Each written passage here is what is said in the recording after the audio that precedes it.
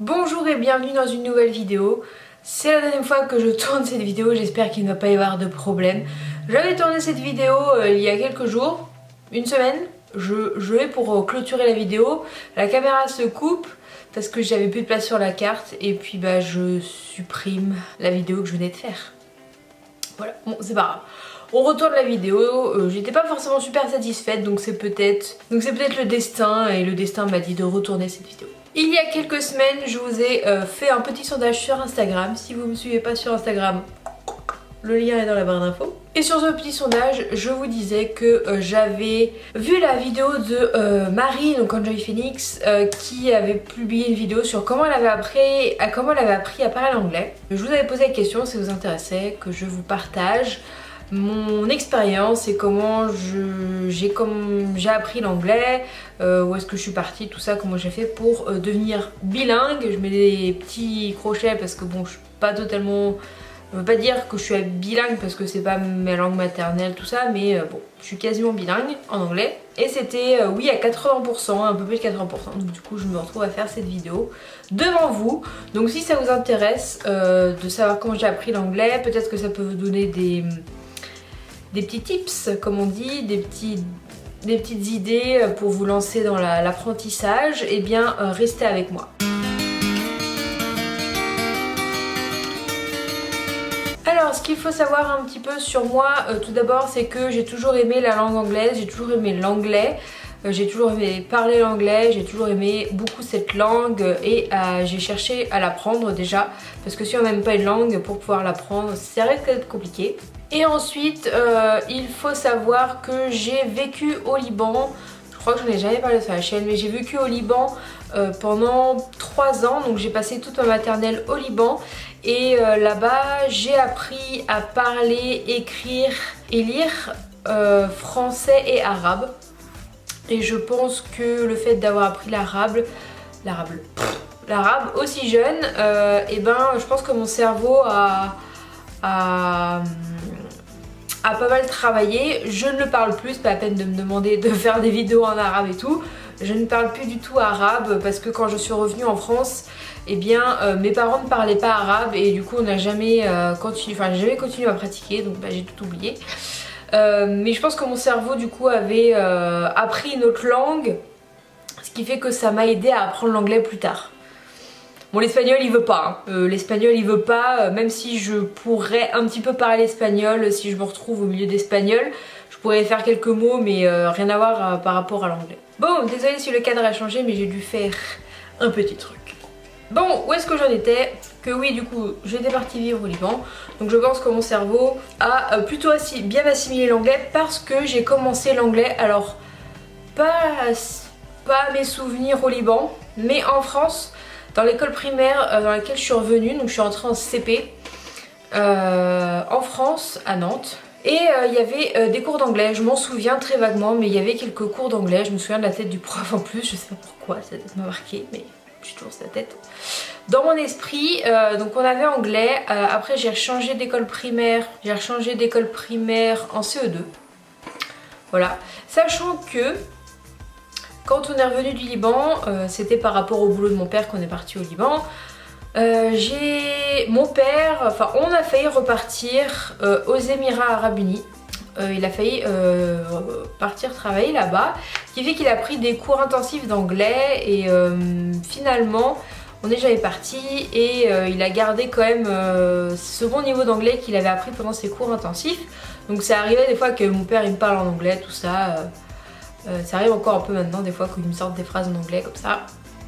Mais voilà, c'est un petit peu pour la suite de l'histoire. Donc en primaire, à partir du CM2 aussi, j'ai eu des cours d'anglais. Mais voilà, je crois que c'était une fois par semaine, on avait un cours dans la semaine, un truc comme ça. Rien de bien folichon.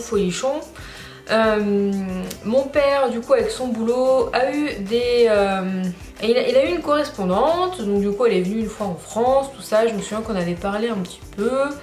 Je parlais vaguement, je me souviens plus si c'était au primaire ou collège, peut-être bien début collège. Pendant le collège, j'ai eu un prof d'anglais, donc en 6ème, 5ème, qui était anglais.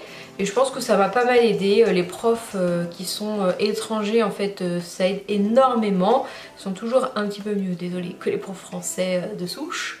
Mais voilà, c'était un prof anglais qui venait d'Angleterre et il était vraiment top.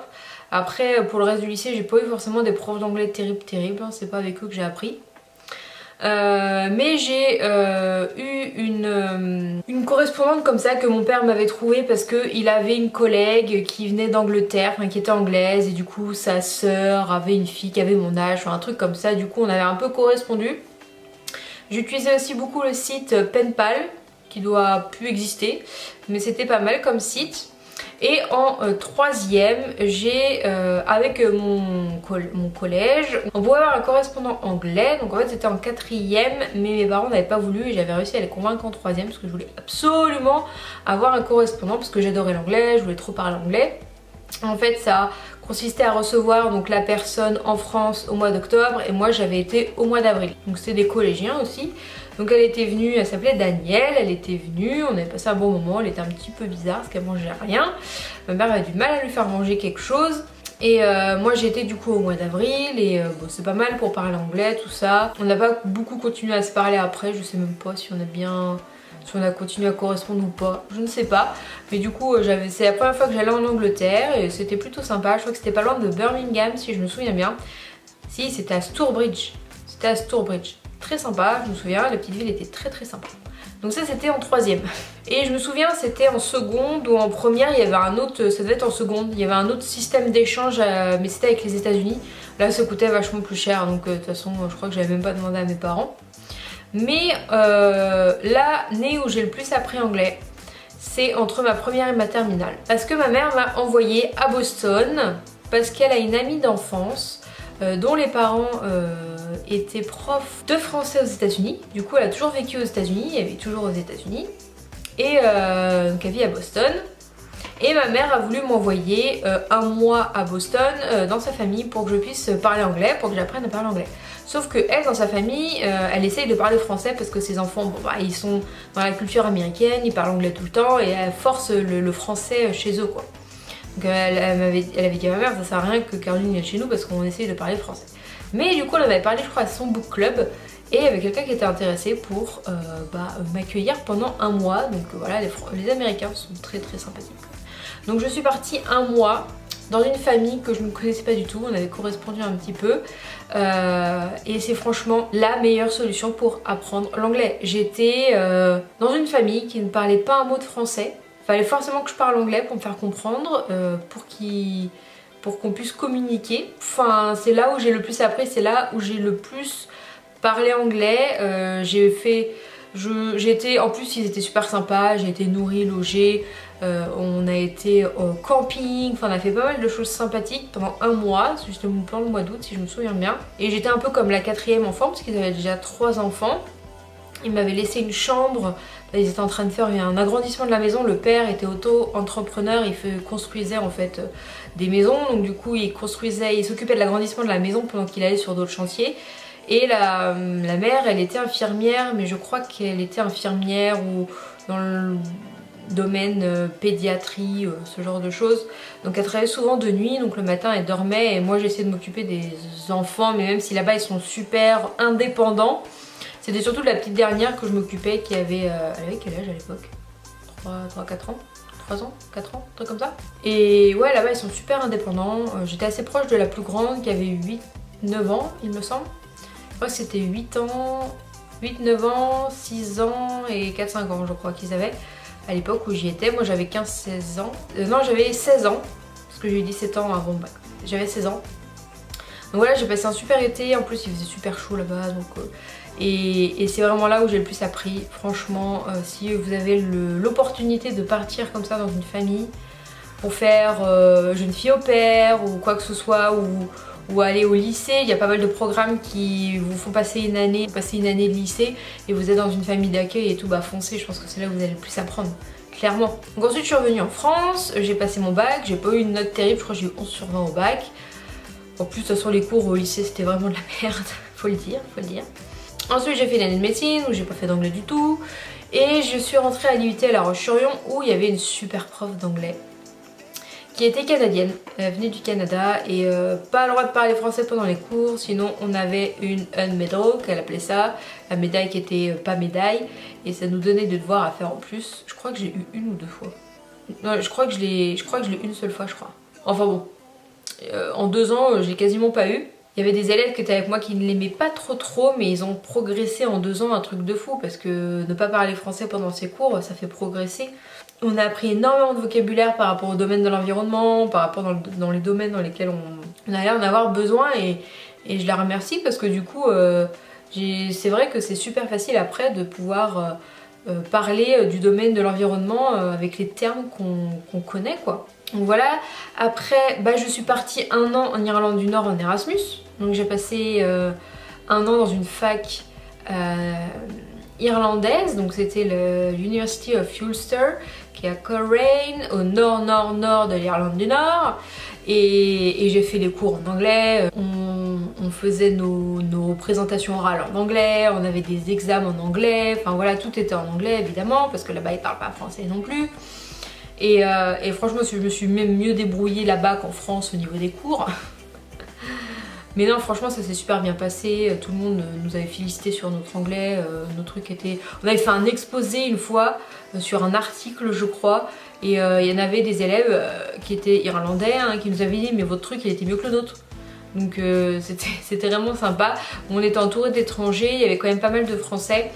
Mais c'est vraiment très bien aussi pour pouvoir parler anglais, les programmes comme ça, faut foncer en Erasmus, c'est vraiment top. Pendant cette année-là, j'ai été une fois au cinéma, donc cinéma en anglais. Il faut savoir que du coup, j'avais commencé un peu à lire en anglais, regarder les séries en anglais. Maintenant, pour moi, c'est impossible de regarder une série originale américaine ou anglaise en français, impossible. Moi, c'est toujours en VO, même quand je vais au cinéma, maintenant, il faut tout soit en VO. Les sous-titres, j'en ai plus besoin.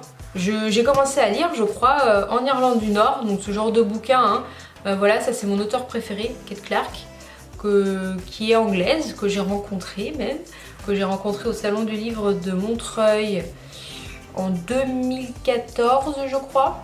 2014, ouais, décembre 2014. Non, je regardais, elle me l'a pas dédicacé celui-là parce que je l'avais pas encore acheté. Mais au début c'est difficile, on a toujours le dictionnaire à côté et après ça devient super facile. Enfin moi je lis sans problème, c'est super facile à comprendre. En plus les livres en anglais sont moins chers que les livres en français, on les trouve sur Amazon ou alors je vous mettrai un lien dans la barre d'infos, moi je les commande sur The Book Depository. Par contre après comment ça va se passer avec le Brexit, ça va être moins facile, surtout qu'en plus là la livraison est gratos. Donc là celui-là il est à 8 € alors qu'il est à 16 en France parce qu'il est toujours pas sorti en poste je crois celui-là. Donc voilà pour la petite parenthèse niveau des livres. Donc j'étais restée en Erasmus. Une fois l'Erasmus fini, je suis rentrée en France, donc j'avais un bac+3. Je suis partie en Master 1 à Angers. Et là ça a été très drôle les cours d'anglais, parce que le niveau des autres élèves était, on va le dire, merdique. Voilà. Et que du coup on a repris le passé composé, le bidule, le truc. Ils nous faisaient écouter des vidéos et puis il fallait qu'on retranscrive ce qu'on avait compris. Bah moi je réécrivais le truc en entier parce que je comprenais tout ce qu'il disait, donc j'avais souvent des 20. Donc voilà, une année en anglais qui ne s'est servi à rien, clairement. Et en Master 2 je n'ai pas fait du tout d'anglais. Je n'ai pas du tout fait d'anglais, mais dès la rentrée du coup en Master 2 je savais qu'il y avait le stage à faire à partir de février. Ma mère m'avait lancé un petit défi en fait. Elle m'avait dit si tu arrives à trouver un stage à l'étranger et plus particulièrement la Floride, elle m'a dit je te paye le billet d'avion et tout. Bah écoute, challenge accepted. Et puis bah j'avais commencé en septembre et puis en octobre j'avais mon stage quoi en Floride. Voilà.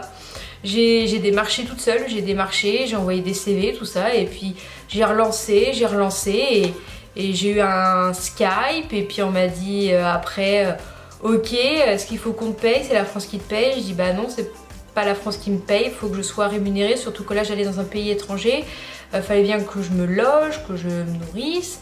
On m'a dit ok, on va se renseigner, et après on m'a dit ok, on peut te prendre, on peut te payer tant. Bah écoutez, moi je signe tout de suite. Quand on me voit que j'étais mieux payée en stage en Floride qu'actuellement, il faut savoir que du coup et aux États-Unis, pendant mon stage j'étais payée 1600 $ par mois en tant que stagiaire. Enfin, en tant que stagiaire en France. Mais aux États-Unis, j'étais comme un... c'est comme si j'étais employée en fait.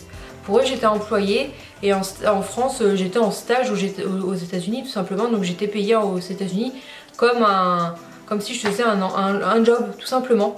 Donc sachant qu'aux États-Unis ils payent tous les 15 jours, donc j'avais 800 $ tous les 15 jours. C'est plutôt pas mal comme système de paiement. Si tout ça vous intéresse pour savoir comment on est payé aux States, je vous mettrai un lien là. J'avais fait une vidéo sur parce que c'est difficile d'être payé tout de suite quand on arrive aux États-Unis, enfin c'est assez compliqué. Bref, c'est un autre sujet. Mais du coup j'étais aux États-Unis pendant que j'avais fait mon Skype avec mon futur maître de stage. Il m'avait dit du coup on a fait le Skype et tout, je vois que tu parles super bien anglais, que t'es à l'aise et tout. Et du coup il m'avait demandé que je lui envoie des trucs à l'écrit en fait en anglais, donc je lui avais envoyé des essais que j'avais fait pour mes cours en Floride. Que j'avais fait pour mes cours en Irlande du Nord. Et voilà, je suis arrivée là-bas, je parlais déjà bien anglais. Après c'est plus l'accent un petit peu que j'ai pris au bout de quelques mois. L'accent, on tend à le perdre un petit peu quand on pratique pas. Autant là je pourrais reparler anglais directement mais peut-être pas avec l'accent. Sachant que vaut mieux parler anglais sans accent qu'avoir un accent et pas savoir parler anglais hein, parce que sinon ils vous comprendront pas les gens. Même s'il y a quelques mots quand même qu'il faut avoir l'accent parce que sinon ils vous comprennent pas. Mais généralement ils vous comprennent quand même. Voilà, j'étais toute seule la française quoi, donc c'est pareil. La vie à l'américaine, enfin franchement c'était génial quoi, moi j'ai adoré. J'ai qu'une hâte, c'est de retourner aux États-Unis. D'ailleurs, je me suis réinscrite pour la green card. On devrait avoir les résultats dans 2 mois. Donc du coup, je vous filmerai tout ça. Là-bas, j'ai été 3 fois au cinéma, je crois. Alors j'ai été voir Dory, le monde de Dory. Bon, c'est des dessins animés, hein, mais bon, avec mes potes, on était très dessins animés. Donc j'ai été voir le monde de Dory quand il était sorti. Il y avait Tarzan, le film par contre, Et j'ai été voir La vie secrète des animaux. Je crois que c'est ça en français. Secret Life of Pets, je crois que c'est, je sais plus exactement, ou c'est juste Pets en anglais, je sais plus exactement. J'avais été voir 3 films, je me suis acheté des livres là-bas, mes potes ils sont américains, j'allais dire ils étaient américains, ils le sont toujours parce qu'on communique toujours par Facebook, donc voilà, c'était super moi. Et puis là-bas, quand j'avais demandé, j'ai dit comment vous me trouvez en anglais et tout, et ils m'ont dit t'es fluent quoi, donc fluent, peut-être pas bilingue mais fluent, voilà, je sais pas si ça vous aide, mais en fait je parle en anglais comme je pourrais vous parler, comme je vous parle en français maintenant tout simplement. Il m'arrive souvent de rêver en anglais, souvent. Donc du coup maintenant je lis en anglais facilement, je regarde des films sans sous-titres sans problème, je sais parler en anglais au téléphone. Mes parents quand ils étaient venus me voir en Floride, ils avaient dû appeler pour voir parce qu'ils font du golf, j'avais dû appeler pour voir si c'était bien réservé leur parcours et si elle n'était pas, donc du coup je m'étais arrangée avec le mec au téléphone. Enfin voilà, j'ai même été aux urgences aux États-Unis parce que ma pote américaine elle avait fait un calcul et qu'elle m'avait appelé à je sais pas quelle heure du soir parce qu'elle était aux urgences. Ça c'était une autre histoire aussi. Mais voilà, il nous arrivait plein de trucs, je me suis toujours débrouillée toute seule, j'ai ouvert un compte en banque aux États-Unis toute seule, enfin j'ai fait plein de choses là-bas. J'ai pris un forfait téléphone aussi, enfin voilà, je me débrouille sans problème, mais c'est pour ça que là quand je vais partir à Londres, finger in the nose comme on dit, je vais me débrouiller sans problème toute seule, parce que pour l'instant je pars toute seule, on sait jamais qui c'est qui viendra d'ici là avec moi, mais pour l'instant je pars toute seule et j'ai super hâte d'y aller, j'ai trop hâte de parler anglais, ça me manque de pas parler anglais. J'ai parlé récemment en anglais, c'était quand j'étais à Disney en décembre, parce qu'il y a 2 personnes pas françaises qui sont venues me demander le chemin parce qu'on avait un problème avec la gare en fait qui est à la sortie de Disney. Il y avait un paquet suspect. Il y avait un paquet suspect à la gare, du coup ils ont bloqué la gare et tous les bus étaient relayés de part et ces personnes-là devaient prendre le RER. Et du coup, vu que je connais pas du tout Paris et Marne-la-Vallée, je ne savais pas comment leur expliquer, mais bon, je pense qu'ils ont dû prendre un bus. Bon, là, j'ai essayé de les aider au mieux possible. Mais voilà, ça me manque de parler anglais, j'ai hâte de pouvoir aller à Londres et parler anglais, ça va être top. Donc j'espère que cette vidéo n'était pas trop longue. J'espère que ça vous aura aidé à y voir un petit peu plus clair à comment j'ai appris à parler en anglais. Si vous avez des questions à me poser, n'hésitez pas à les poser dans les commentaires. Je vous y répondrai si vous avez des questions sur mon parcours, sur je sais pas, sur tout et n'importe quoi, sur comment apprendre l'anglais ou d'autres langues. Mais bon, ça, je n'ai pas appris, j'ai juste appris l'espagnol au lycée, j'en ai pas repratiqué depuis, donc je pense que l'espagnol c'est pas pour moi. De toute façon, je suis pas très fan de cette langue. Mais après chacun ses opinions, il y en a qui vont adorer l'espagnol et tant mieux. J'avais une amie au lycée qui avait pris LV1 espagnol. Elle avait changé pour avoir plus de points parce qu'elle se débrouillait mieux en espagnol qu'en anglais. Voilà, si vous êtes plus doué en espagnol et que vous voulez faire passer en LV1 pour avoir un meilleur coefficient au bac, et ben n'hésitez pas, ça se fait. Je sais qu'elle l'avait fait. Donc voilà pour cette petite vidéo, j'espère qu'elle vous aura plu et on se retrouve la semaine prochaine dans une nouvelle vidéo. A bientôt!